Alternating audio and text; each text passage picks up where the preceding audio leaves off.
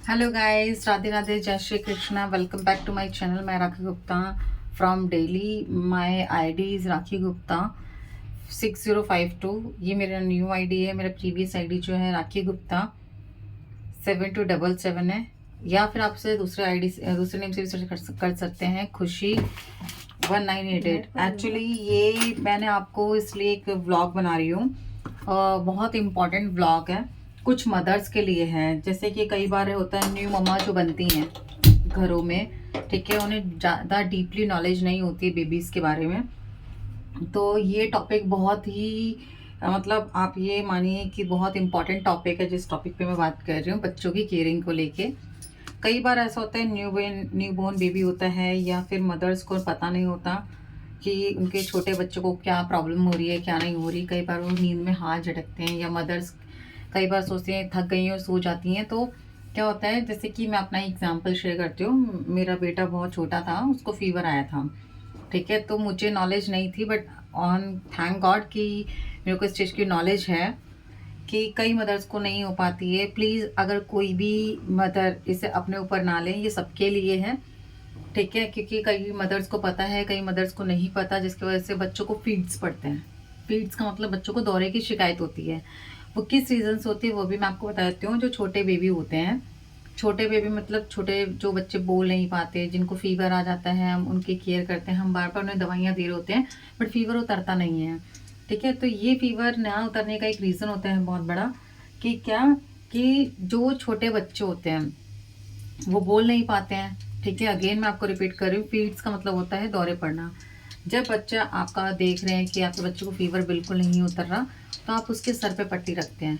तो कई बार क्या होता है, सर से भी फीवर डायरेक्ट सर पे से भी डायरेक्ट जो फीवर है वो हेड तक जाता है। तो डॉक्टर भी रिकमेंड करते हैं कि बच्चे की पूरी बॉडी को स्पंज किया जाए कंटिन्यूसली। बस उसके चेस्ट को ना स्पंज किया जाए, क्योंकि आप चेस्ट को स्पंज करते हैं तो बच्चों को निमोनिया की शिकायत होती है। निमोनिया मतलब जॉइंटिस। तो जो मदर्स भी हैं जो मेरे चैनल को देख रही हैं, तो मैं डिफरेंट डिफरेंट टॉपिक्स पे बात करती हूँ, हर बार एक नया टॉपिक लेके आती हूँ। तो बच्चों की केयर, कि फीड से कैसे बचाया जाए बच्चे को, तो उसके ऊपर ये मेरा टॉपिक है। फीड से कैसे बचा सकते हैं आप लोग, उसका मैं आपको बता देती हूँ।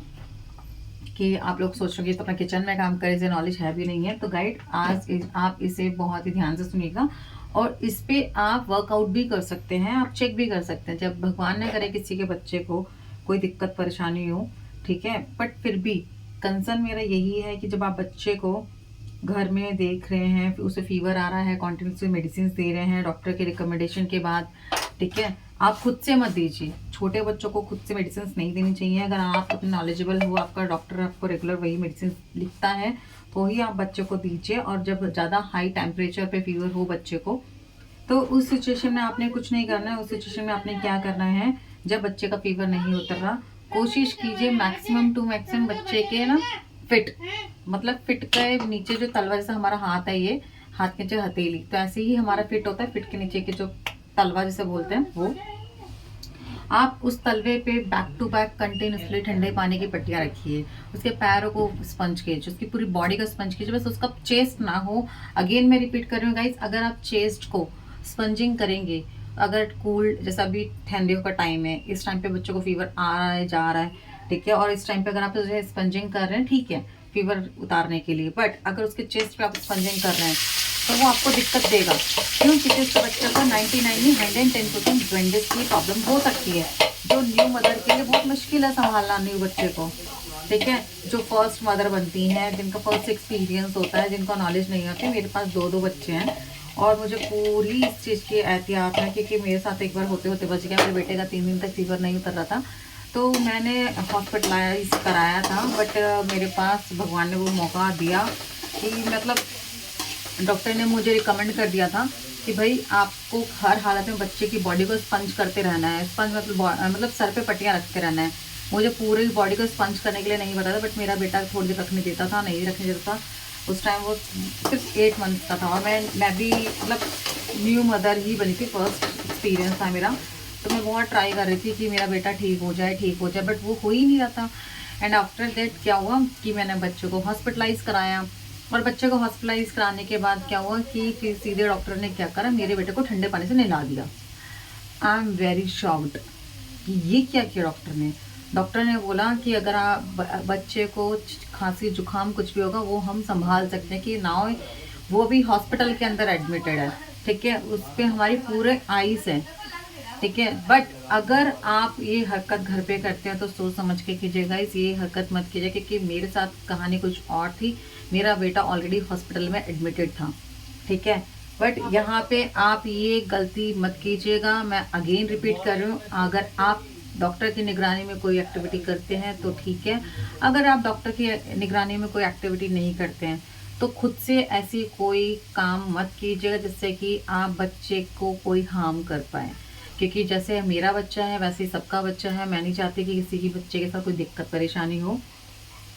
तो मेरा कंसर्न, मैं अगेन रिपीट कर रही हूँ, कुछ भी काम करना है डॉक्टर की रिकमेंडेशन से करना है। अगर बच्चे को रेगुलर फीवर आ रहा है तो अगेन मैं रिपीट कर रही हूँ, बच्चों को फीवर आने के पीछे एक ही रीज़न होता है, वेदर चेंज होना, सर्दी गर्मी गर्मी सर्दी, और बच्चे नंगे पैर घूमते हैं, पैरों से ही ठंड चढ़ती है छोटे बच्चों को।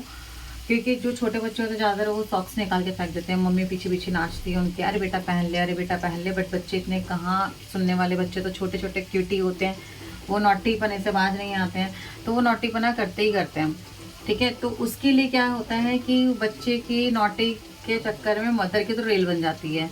तो उसमें हमें क्या घटनी है न्यू मम्मा को कोशिश कीजिए आपके बच्चे को ज़्यादा केयर करने के लिए।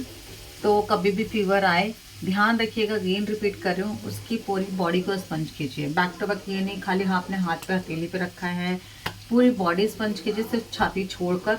कभी भी आपके बेटा या बेटी जो भी है उसके हेड पे मतलब बिल्कुल भी फीवर नहीं चढ़ेगा, ठीक है। अगर आपके बच्चे के सर पे अगर एक बार फीवर चढ़ गया तो उसको पीट्स की प्रॉब्लम होनी शुरू हो जाएगी, इसे कोई नहीं रोक पाएगा। और ये बीमारी ऐसी है गाइस कि भगवान ना करे कभी किसी के बच्चे के साथ ऐसा कुछ हो।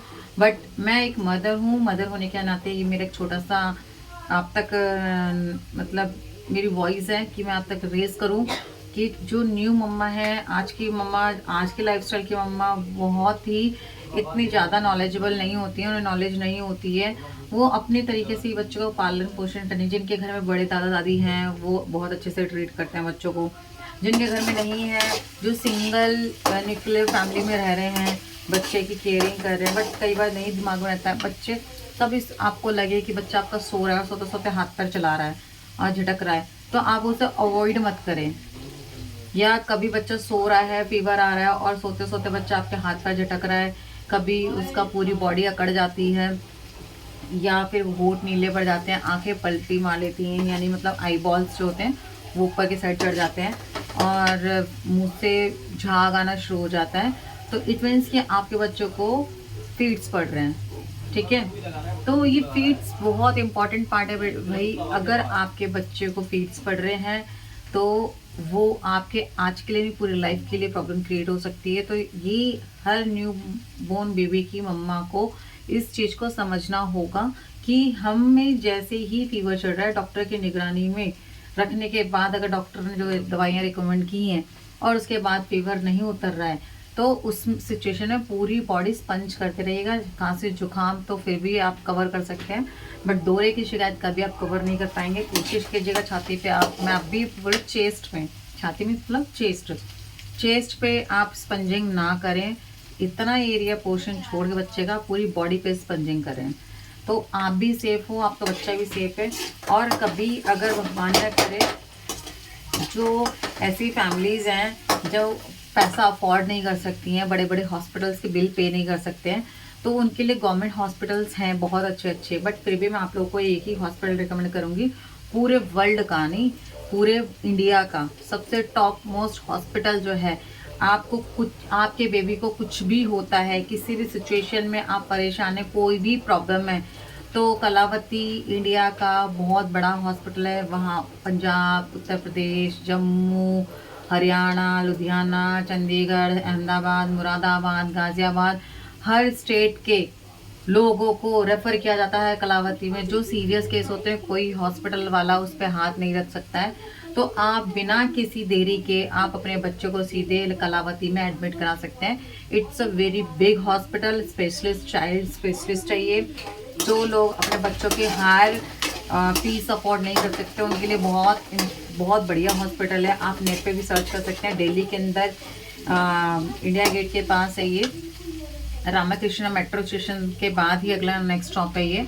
आप उतरेंगे मेट्रो से तो बिल्कुल वॉकिंग डिस्टेंस पे है। आप उतरते ही आपको वहाँ हॉस्पिटल मिल जाएगा।